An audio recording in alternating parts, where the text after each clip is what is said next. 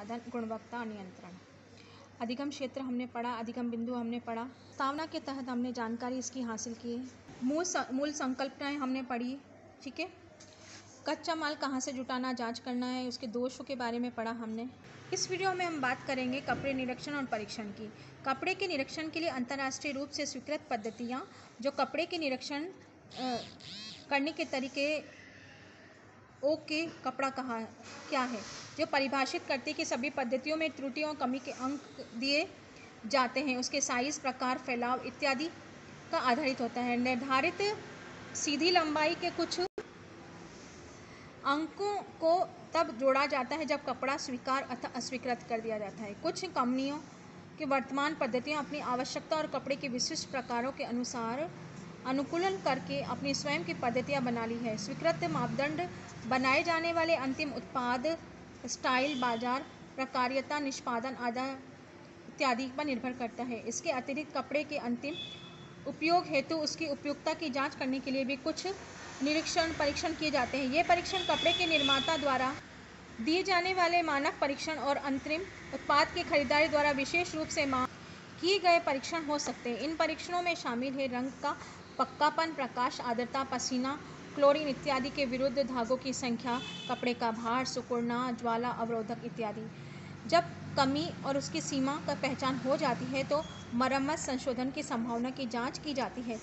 यदि कपड़े में सुधार हो जाता है तो उसे चयनित प्रक्रिया में भेज दिया जाता है, यदि नहीं तो कपड़ा अस्वीकार कर दिया जाता है। कुछ दोष स्वीकार किए जाते हैं जबकि व्यापित बहुत अधिक न हो, अर्थात वह कपड़े के बहुत बड़े क्षेत्र को प्रभावित नहीं करता हो। कभी कभी दोष युक्त कपड़े को स्वीकार करने का निर्णय लिया जाता है यदि कपड़े में पुनः संसाधित करने की लागत, लगने वाले समय, ऑर्डर की लागत मिल जाए तो ऑर्डर की लागत बहुत अधिक बढ़ जाती है। कपड़े के निरीक्षण उत्पादन की प्रक्रिया सबसे अधिक महत्वपूर्ण चरण होता है क्योंकि यह उत्पाद की अंतिम गुणवत्ता निर्धारित करता है। किसी भी वस्त्र के कच्चे माल की कीमत लगभग 70% से उससे 90% उससे अधिक लगने वाले कपड़े की कीमत होती है। यदि कपड़े के निरीक्षण की प्रक्रिया ठीक तरह से नहीं की जाती है तो वस्त्र में कपड़े की लागत का भाग बढ़ जाता है, जिससे कि लाभ में कमी आ जाती है, कभी कभी हानि भी हो सकती है।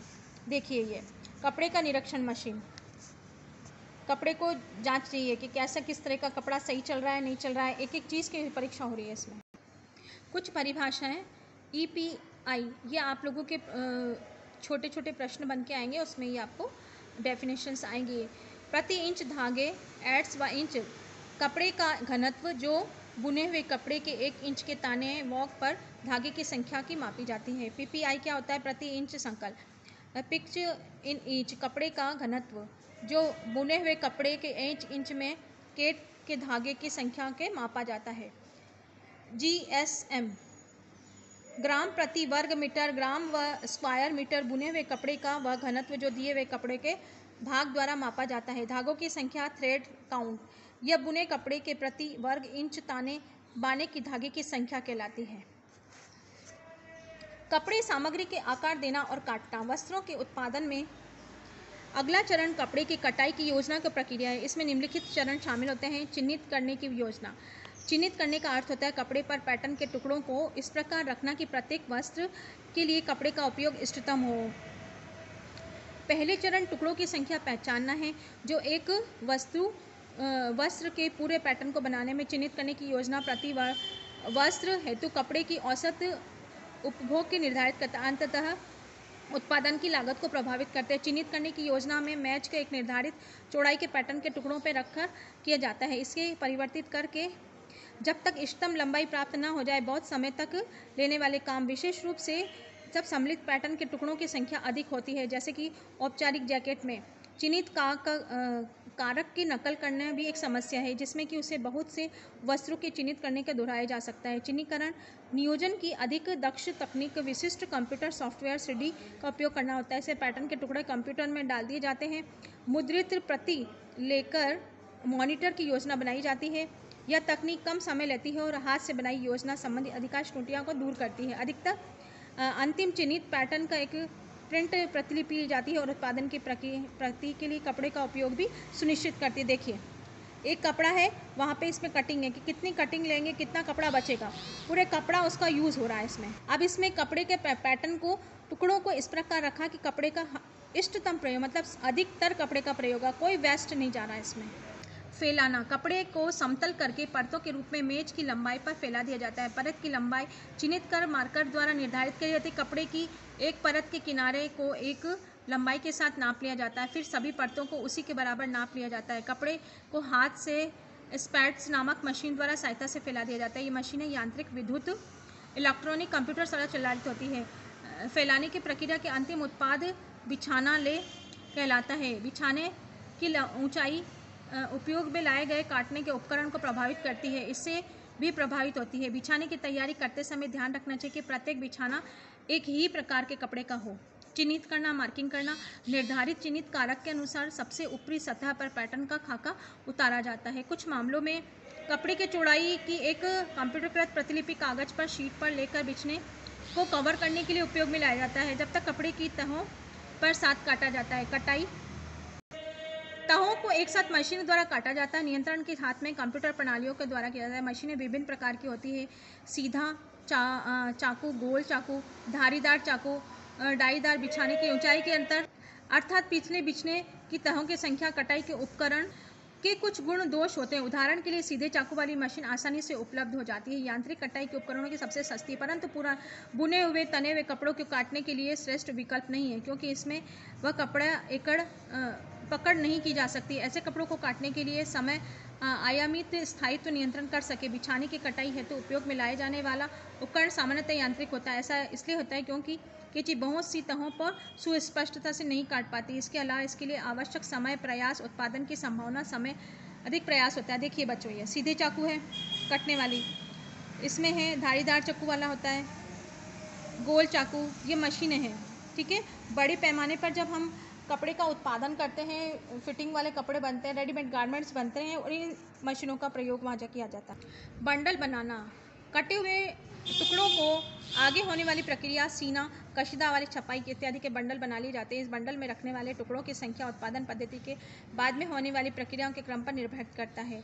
बंडलों में वस्त्र की सभी घटक व केवल चयनित घटक हो सकते हैं। बंडल बनाने के साथ ही लेबल लगाने का कार्य भी किया जाता है, जो कि बिछाने की संख्या पर पहचाना जाता है। इस बात को भी सुनिश्चित करने के लिए किया जाता है कि वस्त्र के सभी घटक कपड़े की एक ही तरह में कटे हुए हों। उत्पादन को जोड़ना, इसके पश्चात वस्त्रों के टुकड़ों को जोड़ने के लिए सिलने वाले भाग में भेज दिया जाता है, जहाँ विभिन्न प्रकार की सिलाई मशीनें होती हैं। सिलाई की मशीनें बहुउद्देशीय हो सकती है, अर्थात वे सिलाई की विभिन्न प्रक्रिया करने के लिए प्रयुक्त की जाती है। इसके विशिष्ट प्रकार की हो सकते हैं, अर्थात केवल विशिष्ट प्रकार की सिलाई हेतु उपयोग में लाई जाती है। इससे पहले बहुउद्देशीय मशीनें प्रचलित सिंगर, निडल, एक सुई युक्त लॉक स्टिच मशीन, इसके सिलने के लिए दो धागों का उपयोग किया जाता है। एक सिलाई सुई कपड़े के ऊपर से गुजरती थी, दूसरे फिरकी के माध्यम से प्रवेश करके कपड़े में प्रवेश करके एक मशीन किसी भी प्रकार के कपड़े, किसी भी प्रकार की सिलाई प्रक्रिया का उपयोग में लाई जाती है। लॉक स्टिच उल्टवी और बहुत स्थायी मजबूती, लचीली सिलाई, इसमें दोहरी सिलाई के लिए उल्टा भी चलाया जा सकता है। ऊपरी धागा, नीचे की धागा उलट कर ये ऐसे चलता रहता है, क्रॉस वाइज। ठीक है, बुने हुए कपड़े की सिलाई के लिए उपयोग में लाई जाने वाली मशीन चेन स्टिच मशीन होती है। इस स्टिच को बनाने के लिए 1 से 5 धागे का प्रयोग में लाया जाता है। नीचे वाले धागे का एक